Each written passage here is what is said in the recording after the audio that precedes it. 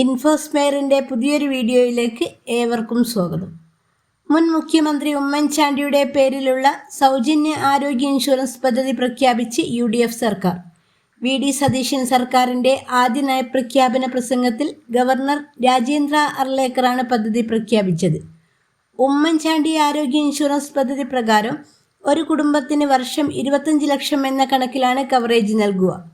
തിരഞ്ഞെടുപ്പ് കാലത്ത് UDF ഉയർത്തിക്കാട്ടിയ ഏറ്റവും പ്രധാന വാഗ്ദാനങ്ങളിൽ ഒന്നായിരുന്നു ഉമ്മൻചാണ്ടിയുടെ പേരിലുള്ള സൗജന്യ ആരോഗ്യ ഇൻഷുറൻസ് പദ്ധതി.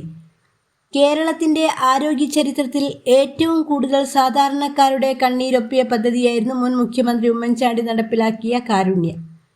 ആ കാരുണ്യത്തിൻ്റെ സ്മരണകളെ വീണ്ടും ഉണർത്തിക്കൊണ്ടാണ് UDF പുതിയ ഉമ്മൻചാണ്ടി ആരോഗ്യ ഇൻഷുറൻസ് പദ്ധതി അവതരിപ്പിക്കുന്നത്. വോട്ടർമാർക്കിടയിൽ ഇത് വലിയ ചർച്ചയായിരുന്നു. സാധാരണക്കാരുടെ ചികിത്സാ ചെലവുകൾ ഈ പദ്ധതി വലിയൊരു ആശ്വാസമായി മാറുമെന്നാണ് പ്രതീക്ഷിക്കുന്നത്. മധ്യവർഗത്തെയും ദരിദ്രരെയും ഒരുപോലെ ഭയപ്പെടുത്തുന്ന ഒന്നാണ് ഇന്നത്തെ കാലത്തെ ഭീമമായ ചികിത്സാ ചെലവുകൾ. അപ്രതീക്ഷിതമായി കടന്നുവരുന്ന ഒരു ക്യാൻസറോ അല്ലെങ്കിൽ ഹൃദ്രോഗമോ വാഹനാപകടമോ മതി ഒരു ഇടത്തരം കുടുംബത്തിൻ്റെ ജീവിത സമ്പാദ്യം മുഴുവൻ ഇല്ലാതാക്കാൻ. നിലവിലുള്ള പല സർക്കാർ ഇൻഷുറൻസ് പദ്ധതികളും സങ്കീർണമായ ശസ്ത്രക്രിയകൾക്കോ ദീർഘകാല ചികിത്സകൾക്കോ പൂർണ്ണമായും പര്യാപ്തമല്ല എന്നതാണ് യാഥാർത്ഥ്യം. ഇത് മനസ്സിലാക്കിയാണ് പുതിയ പദ്ധതി അവതരിപ്പിക്കുന്നത്. സ്വകാര്യ ആശുപത്രികളിലെ വില കൂടിയ പരിശോധനകളും അതുപോലെ ICU സൗകര്യങ്ങളും ക്യാൻസർ ചികിത്സയും ഉൾപ്പെടെ എല്ലാം തന്നെ ഈ ഒറ്റ പദ്ധതിയുടെ കീഴിൽ കൊണ്ടുവരാനാണ് സർക്കാർ ഇപ്പോൾ ലക്ഷ്യമിടുന്നത്. ജനങ്ങളെ സംബന്ധിച്ചിടത്തോളം പണമില്ലാത്തതിൻ്റെ പേരിൽ ചികിത്സ നിഷേധിക്കപ്പെടില്ല എന്ന ഉറപ്പു നൽകുന്ന ജീവൻ രക്ഷാ കവചമായി ഈ പദ്ധതി മാറുമെന്നതിൽ യാതൊരു സംശയവുമില്ല.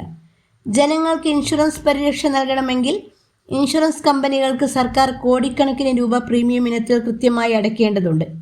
പദ്ധതി എങ്ങനെ നടപ്പിലാക്കുമെന്ന് പ്രഖ്യാപനത്തിൽ പറയുന്നില്ല. എന്ന് മുതൽ നടപ്പിലാക്കുമെന്നും ഇപ്പോൾ വ്യക്തമാക്കിയിട്ടില്ല. കാരുണ്യ പദ്ധതി പരിഷ്കരിച്ച് നടപ്പിലാക്കുകയാണോ അല്ലെങ്കിൽ മറ്റു സർക്കാർ ഇൻഷുറൻസ് പദ്ധതികളെ സംയോജിപ്പിച്ച് നടപ്പിലാക്കുകയാണോ എന്നുള്ള കാര്യങ്ങളൊക്കെ തുടർന്നുള്ള ദിവസങ്ങളിലെ വ്യക്തമാക്കുകയുള്ളൂ.